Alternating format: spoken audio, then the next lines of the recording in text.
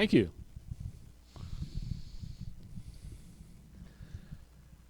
Father, Mother God, we give thanks for this opportunity to be open to the awareness of your presence.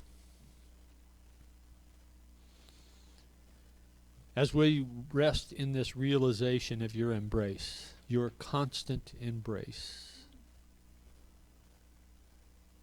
as we allow ourselves permission to be the conduit of your love, as we are charged to be,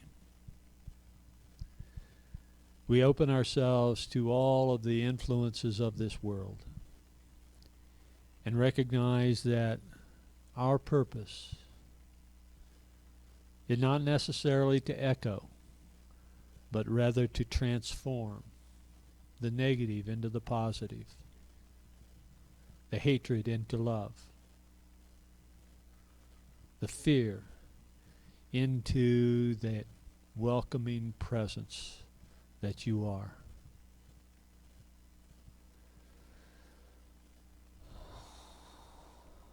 As we breathe into this realization, as we allow ourselves to be your conduit in this world,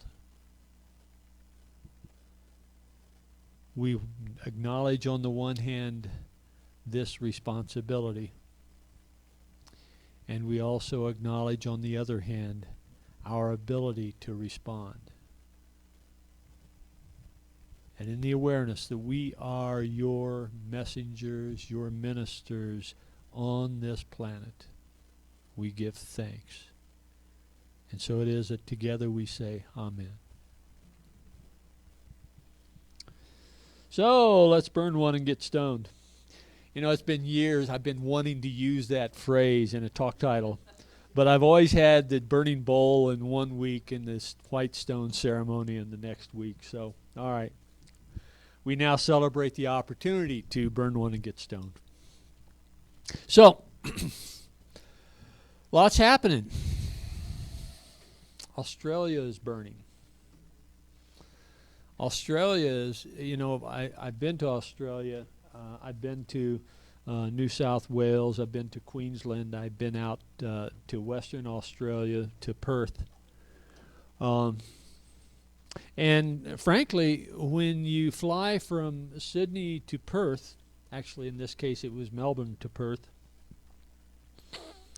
there's a lot of desert in that country. Desert that extends approximately from the Colorado-Utah line to somewhere around Illinois, Indiana. That's a big desert. It's one could consider it to be the canary in the coal mine, because while it is a lot of desert, it also has a substantial amount of beautiful foliage that right now is burning. And if we are not yet aware that global warming is real, pay attention, because Australia is burning. I think it was 123 degrees in Sydney. Now Sydney is a tropical. It's not deep tropics.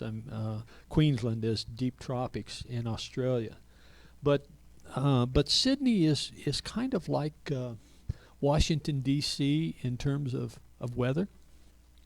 Beautiful city, and you look at the fire map of Australia, and there are flames all across it, but predominantly down in the southeast. So, yeah, Australia is burning. Glaciers and ice caps are melting. We have a stratification of wealth that sociologists are starting to say is becoming dangerous. Dangerous because of the discontent of those who are struggling with 2 or 3 jobs just to put food on the table.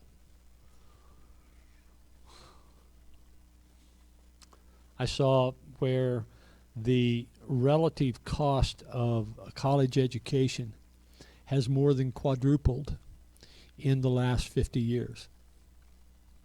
And what that, of course, means is that the cost of entry into the middle class through education is becoming such that we spend our working careers paying off our college loans, and people are deciding that it's not worth it. But all that does is it increases the stratification of our wealth in this country.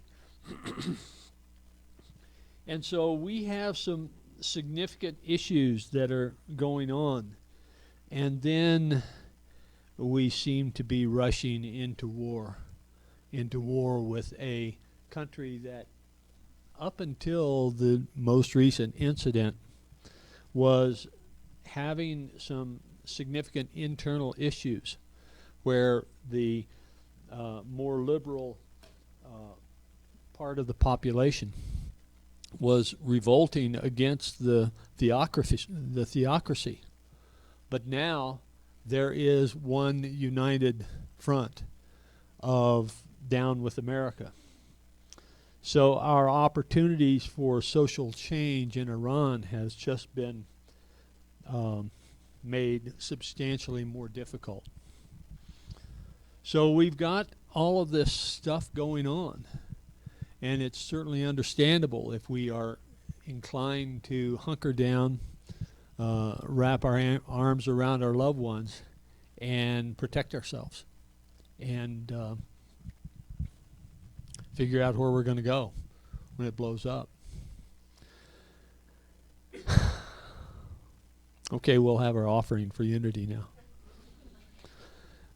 We have the opportunity to make a change, but we need to be aware that we can. Margaret Mead has several quotes related to this. One of those quotes is, "Power on." One of those quotes is, "Never believe that a few caring people can't change the world, for indeed that's all who ever have."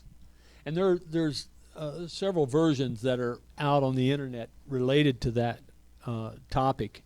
And frankly, I'm not sure whether this is authentic or not, but this captures what I mean to say today, that there are a few caring people. Is this the group of caring people? I think so. And there are thousands of other groups of caring people in this country. But we need to realize that we can make a change. In fact, yes, we can make a change. And it is up to us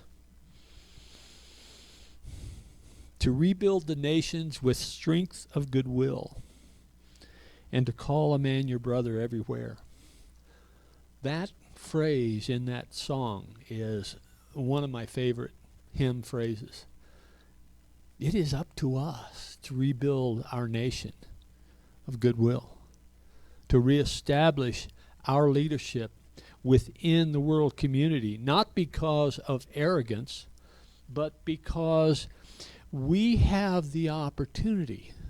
We have the underlying set of values in our society to build a world of egalitarian is the word that's coming to mind, but to build a world where each person is recognized for their inherent worth, and each of us does have inherent worth. So how do we address this? How do we make a difference? In unity, we have the 5 pillars of faith. The 5 pillars of faith are: there is one presence and one power in God, the good omnipotence. The one Son of God, the Christ, abides in each of us. The thoughts we hold in mind manifest in our experience. The tools of transformation of consciousness are prayer, meditation, denials, and affirmations, and we change our lives by applying these principles. Indeed, we change our lives. We transform our consciousness through the practice of prayer and meditation, denials, and affirmations. And denials and affirmations are what we're about in the burning bowl and the white stone. The denial is not to deny the presence of the oncoming bus. It's not to deny the stratification of wealth that we have in this country. It's not to deny the rush to war that seems to be going on within our government. It's not to deny that there are significant issues in our society that need to be addressed. This is not about a Pollyannish apparent awareness of, or lack of awareness, if you will, about the conditions that we are in. But it is about removing the power that we have given to those structures that need to be changed. We think that, well, that's the way it is, and that's the way it is, and that's the way it is, and that's the way it is, and we can't do a damn thing about it. But that's not true. It is up to us. We are the only ones. We are the only ones, the caring people. We are the only ones that can make a difference. But how do we make a difference? How do we climb out of this hole that seems to encase us? It is through the transformation of consciousness. You know that I'm up on this concept of panpsychism, that there is a universal consciousness that is a fundamental aspect of the universe. It is present in all aspects, all appearances in the universe, from the smallest particle to the greatest brain. And I'm not sure that ours is that. But nonetheless, it is a presence of intelligence. Back up. It's a presence of consciousness that permeates the universe of which we are a part. We are a portal into that consciousness. And it is that consciousness that needs to change. It is that consciousness where I'm going to grab for all I can get because somebody else is going to grab for it if I don't. It's that consciousness of might makes right. It is that consciousness of, well, global warming is somebody else's problem. I'm going to continue to water and fertilize my large acreage of grass, and I'm going to continue to not wash out my bottles before I put them in the recycle. I'm going to continue to not be concerned about the person who is standing on the street corner with a sign out, help please, because frankly I just don't have time. I've got other things, more important things to do. That's the consciousness that needs to change. And we as portals into that consciousness are the only avenues through which that change can occur. So it's up to us. But first, we have to change our own consciousness, and that's where denials and affirmations come in. Because you've heard me use this analogy before, that if we want to plant a tree, we don't just roll the ball of tree onto the place where we want to plant it and throw some water on it and expect it to grow. No, we have to dig a hole. We have to prepare the bottom of that hole. We have to move the root ball into that hole. We have to straighten the tree in such a way that it will grow properly. And we have to loosen the binding of the root ball. Not just loosen it, but strip it. And we need to properly fill it in, pack it down, nourish it, and water it. That's how we make that tree grow. And likewise, we can't change our own consciousness unless we are willing to prepare for that change. And that preparation is to remove the power that we have given to all of those aspects of our life that we think can't change. We have to remove the power that we have given to those structures that impede us from our transformation. That's what denials are about. And then once we have that, we can prepare for that transformation. We can nourish, we can water, we can prune when necessary. But we offer the affirmations that are going to replace the power that we have given to those structures in the past that have impeded our transformation. And that's what affirmations are about. So our denials are going to be written on a piece of flash paper. By the way, do you all have flash paper? Everybody have flash paper? Okay. And if you need another piece, if you want several pieces of flash paper, we have them. Why don't you pass that basket around for anybody that feels that they have several things they want to burn out today. So the denials are about releasing the power that we have given to the structures that keep us from our transformation. And what I'd like to do is where is Doug? Doug, could you give us a little keyboard, please? What I'd like to do is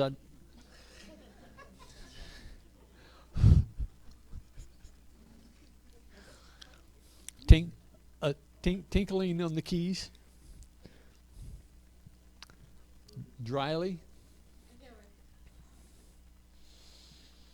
So I'd like to have you look at your day-to-day.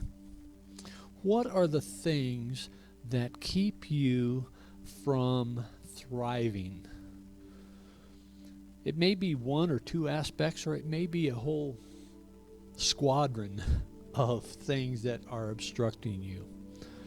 But I invite you to close your eyes and just consider, where are your frustrations? Where are your fears?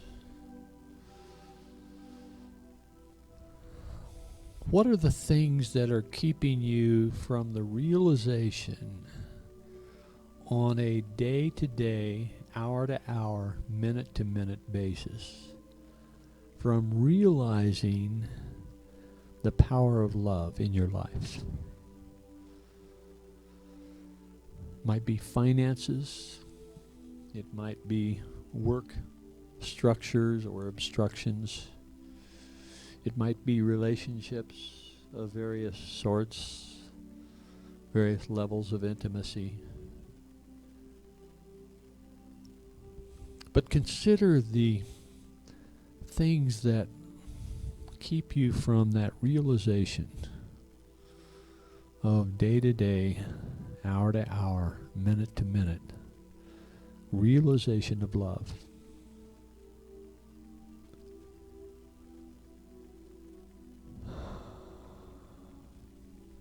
You see, that love and the offering of that love, the conduit of love, which you are, needs to be free, needs to be open, unclogged. And too often we allow our fears to create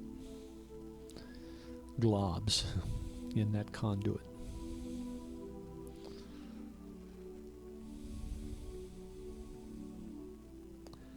So considering the various things that seem to obstruct your experience of unconditional love, look for the patterns. Look for those things that seem to underlie perhaps common traits, common aspects that underlie this experience of obstruction. Maybe it's just an underlying fear that shows itself as anger or hot-temperedness. Perhaps it's a feeling of powerlessness as it relates to some particular aspect of your life. Oftentimes that's finances. Sometimes it's that boss that I have at work.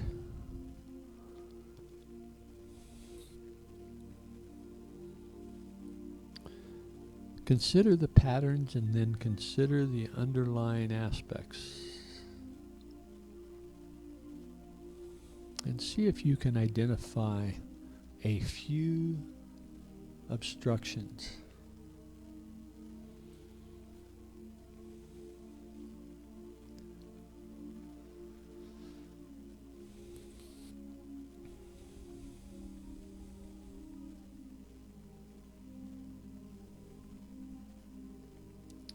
Those obstructions have power because you have given them power. I know that can sometimes be hard to accept,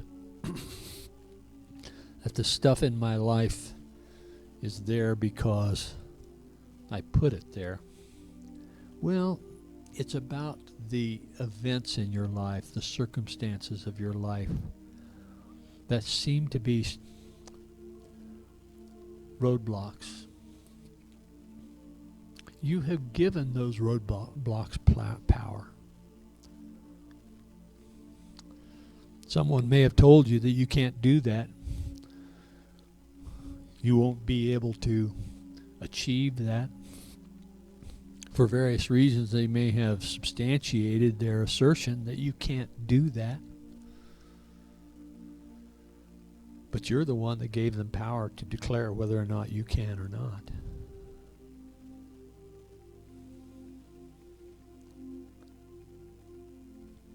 So write down those things that are obstructing your thriving. They could be just single words that you know are related to it, or it could be a more complete description. But this is the power that we're going to burn away, because it is not helpful. In fact, it is just the opposite. And when you're ready, I'd like you to come up and offer those denials to the flame here. So we don't need to have any particular order. Just come on down. And when you put your denial into the flame, let it go. Okay? There. Let it go. Yes. And pick up a stone as you return.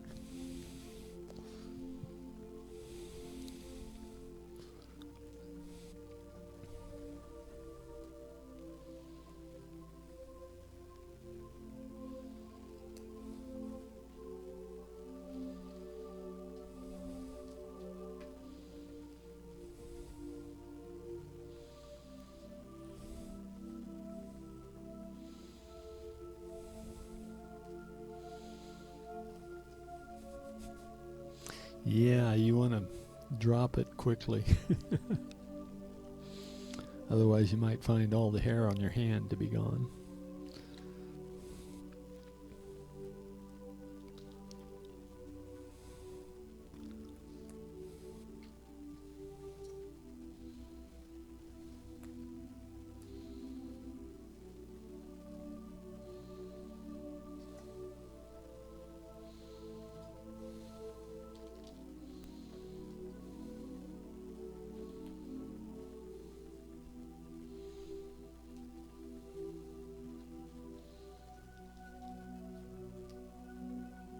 Yep, Just in the flame, quickly. There you go.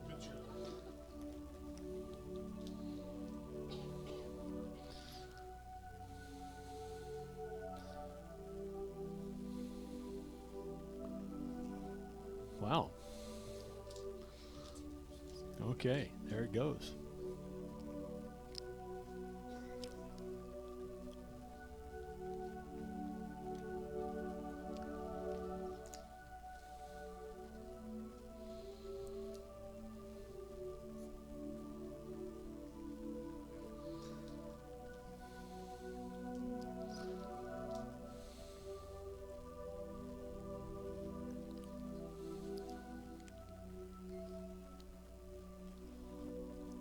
Voila.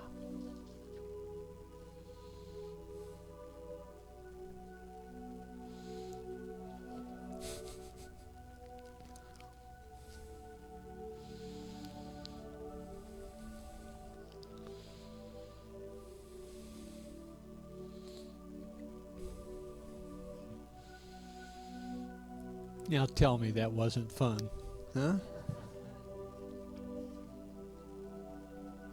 Oh, yes, yes, okay.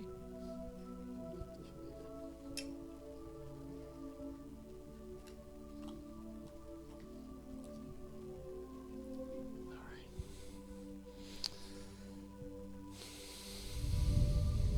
So if you let it go, let it go. It's gone. Done. The power is gone. Now, nurturing that tree. You might find that the affirmation that you choose is a single word. You might find it to be a phrase, but I encourage you to not let it be specific for a condition or situation, but rather to be more like a virtue, a means of addressing all of your situations, a power that you are taking on yourself through your choice of the affirming words or phrases that you're going to use. And allow that affirmation to be present with you. For many years, patience was my affirmation. And I finally got impatient with that. So this year, my affirmation is organization. Oh my God, I'm going to need patience for that. So organization is a word that is a more universal application, right? Patience is also a word of universal application, which turns out I'm still using. But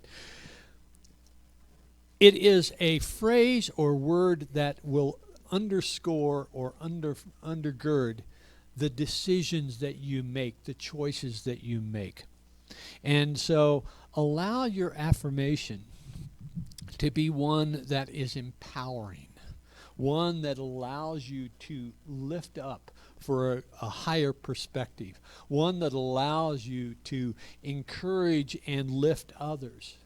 Because we are here to rebuild our nation with the strength of goodwill and to call a man your brother everywhere. We are citizens. And citizens have a greater responsibility than just to vote. Citizens have a responsibility to be neighbors. Citizens have the responsibility to lift and empower. And I encourage your affirmations to be affirmations that will allow you to thrive and to help others to thrive. So as we consider this, let's take just a couple of minutes here. Again, dropping into our meditation. The denials that we have offered and released are a clue as to the appropriate affirmation. It may not be an affirmation that is directly paired with the denial, but it is an affirmation that will embrace the denial as well. because you've identified the denial as something that is obstructing your thriving. The affirmation is to empower you to thrive. So I invite you once again into this receptiveness.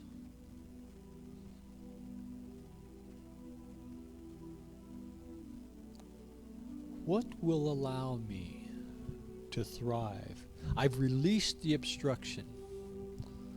I've viewed Drano in that drain, and I am now a clear conduit for the expression of God's love.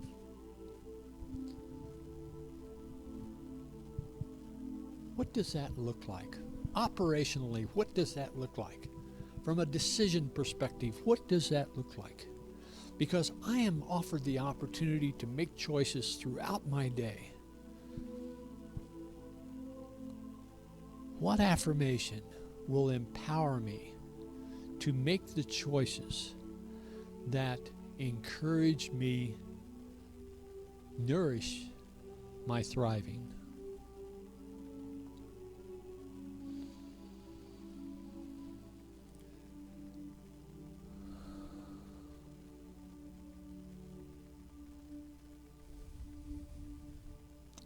These stones have two sides. You may find that your first affirmation, after working with it for several days, you realize that there is a greater, more powerful undergirding affirmation. Flip your stone over and write that on the other side. But use this stone as a reminder that you have the power to construct your life to thrive. You have the power to engage in your community to help others thrive. You are the ones called upon to build this nation with the strength of goodwill, to call a man your brother everywhere, regardless of skin color, regardless of ethnicity, regardless of cultural differences, regardless of which God we worship or not. You are the ones, each and every one of us is called upon to rebuild this nation, to bring forth the values and the practices to allow each and every sentient being on this planet to thrive.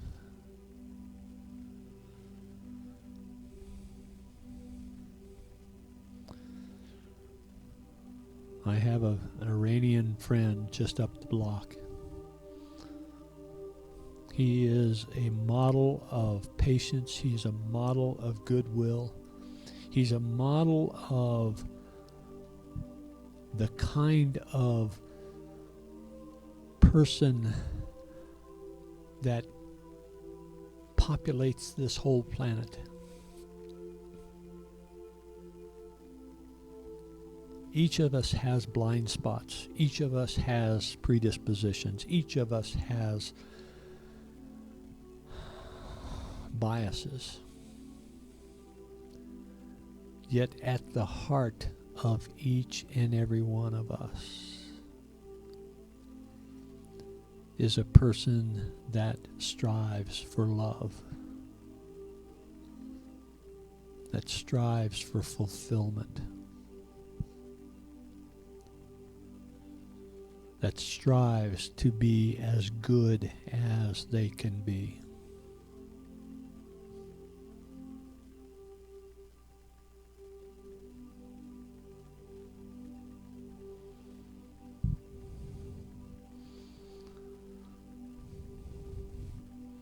Our brothers and sisters that walk this planet are here to teach us we can be the ones that can be here to lift us.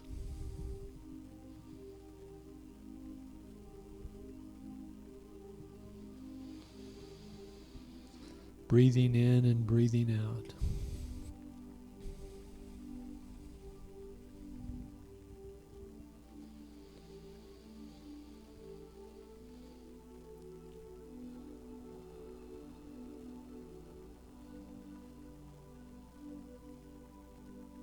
And as we come back into this time and space, let us come back sharing the words of the Lord's Prayer.